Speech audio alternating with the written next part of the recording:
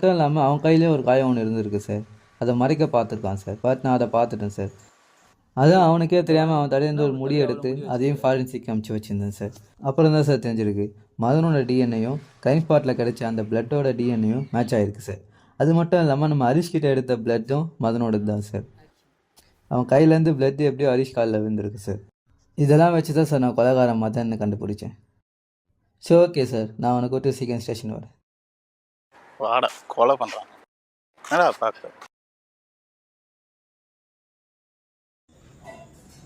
இவன் தான் சார். பாத்தியா விஜய், கொலையை பண்ணிட்டு அது பக்கத்துலேயே இருந்துட்டு ஃபுல்லாத்தையும் பண்ணிட்டு அசால்ட்டாக மாட்டிக்கினா விஜய். ஆமாம் சார். இப்போவும் நீங்கள் தப்பாக தான் சார் புரிஞ்சுட்டு இருக்கீங்க.